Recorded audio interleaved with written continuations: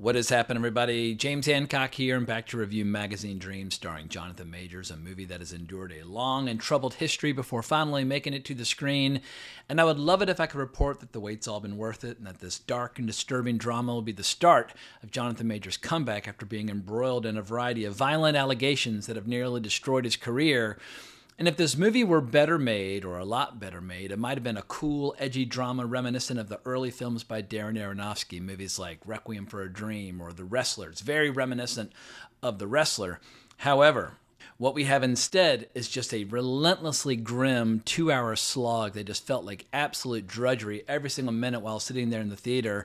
And in spite of Jonathan Majors' obvious talents as an actor and his total investment in the role of this really disturbed bodybuilder who's coming unglued, but when the movie finally wrapped up with its bitterly disappointing ending, I couldn't help but think to myself, maybe my afternoon would have been better spent if I'd gone to see Disney's Snow White instead. And as someone with a YouTube channel devoted to movies, I make a point to go to the theater at least once a week, sometimes 2 or 3 times a week, but I always try to go to the movies in good faith where there might be at least one ingredient in the movie that might grab me as a movie lover. And my options today were Alto Nights, which is written and directed by a lot of people that I liked decades ago but are making movies still in their 80s and 90s.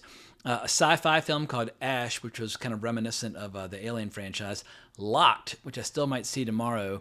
Disney Snow White, or Magazine Dreams. And I chose Magazine Dreams mostly because I've been kind of half following the story about the movie ever since it made a big splash at Sundance back in 2023. And I think, unfortunately, for writer-director Elijah Bynum, if I'm saying his name correctly, but I think Magazine Dreams is going to be yet another one of those movies where the story surrounding the movie or the controversies surrounding the movie are much more interesting than the actual drama itself on the big screen. And that's a common problem in the modern age, where talking about the movies or their troubled history getting to the screen and the ultimate response becomes much more exciting than actually watching the movie itself. And it feels like we have like a tail wagging the dog scenario.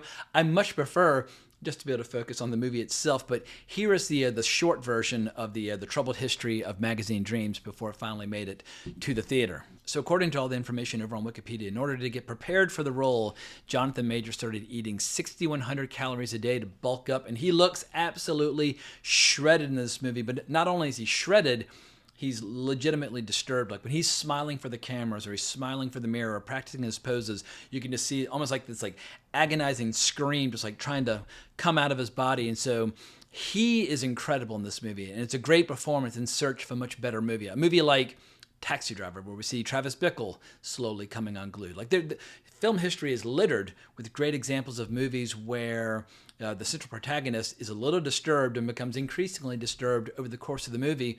But what all the best versions of those stories have in common is a little red meat and a little excitement to kind of help the audience go along for the ride.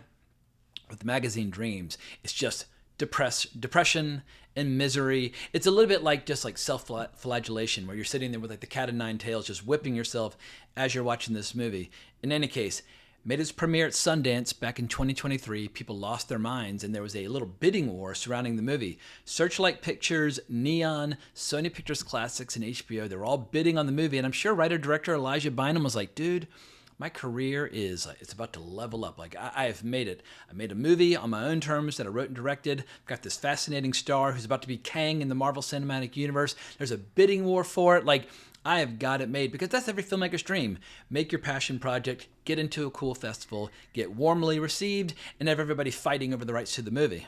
And I can vividly recall in the early 2023 where it just seemed like the stars were aligned for Jonathan Majors, where not only was he going to be the next big villain for the Marvel Cinematic Universe with all the movies building toward a big Avengers film where he was going to be the main antagonist, but people were saying he might win an Oscar for Magazine Dreams, and he was starring opposite Michael B. Jordan in Creed 3, where he arguably stole the show. I thought he gave a better performance than Michael B. Jordan, and he was just more shredded, more muscular, just more athletic. And then all the controversies started to unfold. And I do not have all the details. Here is the short version of what went down. So there were several women, but one in particular, his girlfriend at the time, who accused Jonathan Majors of violent acts toward them. And by the end of 2023, Jonathan Majors was found guilty on 2 counts of misdemeanor assault and harassment. And he was also found not guilty on 1 count of assault in the 3rd degree and aggravated harassment in the 2nd degree. And he received no jail time, and he's now happily married. But at that time, he was dropped either by his agent or by his manager or both. But more importantly, Marvel also dropped him and basically started canceling plans for Kang. And some might say, due to the failure of Ant-Man and the Wasp: Quantumania, that's why they stopped making plans for Kang moving forward. But I think a lot of it had to do with all these controversies. And then to make matters even worse, the film's distributor, Fox Searchlight Pictures, their parent company is Disney, and Disney decided to pull the film from the release schedule altogether. And then in January of 2024, it was reported that Fox Searchlight had very quietly returned the film's rights to the filmmaker so they could shop it with some other distributors. And then in October of 2024, Briarcliff Entertainment stepped in and acquired domestic distribution rights to the film. And I don't know if Fox Searchlight would have done a better job of marketing and distributing this movie than Briarcliff Entertainment, but I'm assuming that they would have, just because of their experience and their brand name recognition and their marketing heft and having the resources of Disney behind them. And if Jonathan Majors were still Kang in the Marvel Cinematic Universe, I imagine Magazine Dreams would have gotten quite a push, even if doesn't really necessarily fit into the overall brand of Disney. But now all the dust is settled and the audience can just wrestle with Magazine Dreams on their own terms. But here's the very brief synopsis from IMDb, where it says, an amateur bodybuilder battles both the limits of his physical body and his own inner demons to gain recognition. And that kind of gets it done, but what makes the performance interesting, not the movie, but the performance interesting, is how the character that Jonathan Majors is playing, he's shy but aggressive, and he's kind of like neurotic and withdrawn, but also incredibly ambitious. And even though he has all the discipline in the world when it comes to his diet and his rest and his physical fitness, and he keeps hurling himself into trying to develop his charisma, and he's like practicing his smiles in the mirror and really trying to develop like the big, larger than life personality that basically like the kind of personality that he admires and respects in all of his bodybuilding heroes. But the reality is he unsettles people. If he's asking a girl on a date, he can't help but come across as a little bit kind of terrifying. Or if he's trying to solve problems for his grandfather, who he lives with, he can't help but make the problems much worse, because he's always flying into a rage, even though he's constantly telling himself, like, remain calm, cool, collected, etc. It's like he's got these demons inside that are always threatening to come out. And of course, he's doing steroids and snorting coke when he's working out. So he's got like heart problems, and he's got problems with the liver. He's got all these health problems, but he refuses to get them diagnosed because he doesn't want to have any scars on his body, because he's a bodybuilder. But everything that can go wrong does go wrong with his life in spite of his best efforts. And you can't help but feel like a deep swell of pity for him as a character. But once again, the movie is just it's misery porn. It's depression porn. And there are some people who love depression porn. They love misery porn. But even the most depressing movies ever made usually at least have like one or two scenes that are kind of fun, just to give you some variety. You can't just have like if you're listening to a great opera, you can't just have the same note or the same emotion the entire way through. You need a little variety in order to intensify the big dramatic moments. This movie, like I said earlier, it just feels like self-flagellation every step of the way.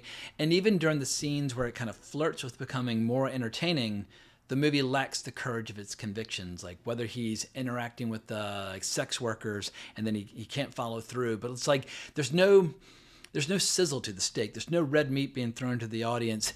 At no point does the filmmaker seem willing to compromise in any way, shape, or form to any sort of commercial concessions that actually might make the movie, quote unquote, entertaining on any level or enjoyable. He's just like, you know what? I suffered making this movie, and now you're going to suffer watching it. We're all going to suffer. And I have a feeling this movie is going to bomb in spectacular fashion. And the movie flirts with so many different themes and topics, but it never really seems to follow through all the way. Like the character being played by Majors, he's trying to get a YouTube channel going, but he's getting a lot of death threats and a lot of ridicule and that sort of thing. But then they just kind of drop that, and he just kind of forgets all about it. Or he goes out on a date with the lovely, hang on one sec, I'm blanking on the actress's name, but I've seen her in a lot of things, Haley Bennett. But he ends up creeping her out, and she vanishes, and then she never really comes back into the story. And probably the most interesting subplot is the obsession by Killian Maddox, that's Jonathan Majors' character, but the obsession of Killian Maddox with a very successful bodybuilder by the name of Brad Vanderhorn, played by Michael O'Hearn. And it's a little bit almost like that old Stan song by Eminem that came out like 25 years ago, where he is an absolute obsessive fan, constantly calling him, writing him letters, and that sort of thing. It kind of flirts with all the strange ingredients of somebody who kind of really admires somebody from a distance, but they're total strangers. And they finally end up meeting, which leads down a very dark pathway, which leads to an even darker potential ending. But it all turns into this big, elaborate pump fake or a big tease. And it's like, you are so fucking chicken shit. Like, the movie never ends up doing any of the really horrible things that it's constantly flirting with. Like, at least like Taxi Driver at the very end, Travis Bickle goes on a fucking murderous rampage, and you get the payoff. Movies need like some sort of emotionally satisfying, dramatic payoff, and this movie just constantly is kind of holding the payoff in reserve, or kind of holding it back, saying, I'm not going to allow you to enjoy the movie on any level. And at a certain point, once again, like I said, it's like, I should have gone to see Snow White. There's not a single ingredient in the live action remake of Snow White that would appeal to me in any way, shape, or form. But I know on some level, Disney would try to deliver an entertaining experience, even if it was filled with horrible music and horrible CGI and an abrasive star and all that stuff. I know they would at least be trying to entertain the audience. This movie, I won't say, go so far as to say it holds the audience in contempt, but it seems to hold the very notion of entertainment in contempt. And so I have a very hard time recommending this movie to anybody. But if you're a big Jonathan Majors fan and you're rooting for his comeback, then obviously go see Magazine Dreams. Tell your family, tell your friends, bang the drum on the movie's behalf as much as you like. But I think if you want to see a much better performance and a much more entertaining movie, see Creed 3, because at least in Creed 3, he's equally disturbed and prone to violence and self-destruction, but he has an outlet. He's got the boxing. But you would think that with all these with the world of bodybuilding, there are a few little workout scenes and we see him working on his poses, but there should have been at least like some kick-ass like music video sequences with like awesome music with him getting totally shredded. At least that would be enjoyable, and you could kind of get on his side and be like, yeah, fuck yeah, we're getting ripped, and like we're gonna fucking win the tournament. Like, this movie kind of deprives the audience of the emotional investment of possibly becoming a professional bodybuilder. So yeah, my advice to Elijah Bynum would have been, watch a lot more sports movies. Watch movies like Vision Quest. Watch movies like Rocky. But like, even if you want to have a bleak, unhappy ending, once again, you gotta play the game to a degree if you want to put butts in seats and sell tickets. And Creed 3 plays the game. And that movie, while it wasn't like an Avengers level success, it was successful. And so, who knows what the future might hold for Jonathan Majors. But I don't know if Disney's ever going to come knocking on his door again and ask if he wants to be Kang again. But can you imagine how bitterly disappointed he must be, where it just seemed like 2 years ago the world was his oyster, the sky was the limit. He was going to have potentially Oscar-winning movies and a giant franchise all going at the same time. And it all got snatched away. And do your own research and do your own homework as far as the allegations surrounding what he did or didn't do, because I wasn't as invested in the actual like legal drama as it was unfolding as a lot of other people, just because it's just not necessarily my area of expertise. And if you find that you can't support the movies as somebody who was engaged in that behavior, fair play. Or if you think he was given a totally raw deal and you're totally in his corner, fair play. Like I said, make up your own mind, form your own opinions about Jonathan Majors. What I think is undeniable is that he's a talented guy, but he probably needs people to kind of look after him and keep his career on track so that it doesn't completely implode again, because I don't know if his career could survive yet another implosion. In any case, I think that's about all I have to say about Magazine Dreams. If you want to watch a different movie about bodybuilding, one that's much more inspirational and entertaining and exciting, check out Pumping Iron, starring Arnold Schwarzenegger and Lou Ferrigno. That's where this t-shirt comes from, when Arnold wins his final, I guess, would you call it a tournament or competition? But he wins his final title of Mr. Olympia in the movie, and at the very end of the movie, he's smoking a joint and eating chicken, and he's wearing this shirt, and I've always thought the shirt was hilarious. The scene's hilarious. The movie's hilarious. Pumping Iron seriously kicks ass. It's much more enjoyable than Magazine Dreams. I've seen Pumping Iron probably 5 or 6 times. I will never watch Magazine Dreams ever again. But who knows, maybe tomorrow, if I'm able to feign some enthusiasm, perhaps I'll go back to the theater for Locked or any of these other movies that are in the theater that I decided not to see in favor of Magazine Dreams. But I chose poorly, as they said back in Indiana Jones and the Last Crusade. So let me know what you think down in the comments below. Should I have seen Snow White? What did you think of Magazine Dreams? What do you think of some of the options? I'm trying to keep my love of movies alive, but it's been slow going so far in 2025. I mean, box office is a little down, but there haven't really been those breakout movies yet to get really fired up about. Like, I enjoyed Presence. I enjoyed The Monkey. I enjoyed Black Bag. But it's just been a lot of, I wouldn't say bitter disappointments, but just a lot of disappointing movies so far. But I'm hoping that Sinners will deliver. I'm hoping that 28 Years Later will deliver. There are a couple of movies over the next few months that I think at least have the potential to break out and be really entertaining movies. But I'm rambling at this point. It's time to wrap the sucker up. Please remember to like, subscribe, hit that notification bell. Have a great weekend, but more importantly, as always, onwards and upwards.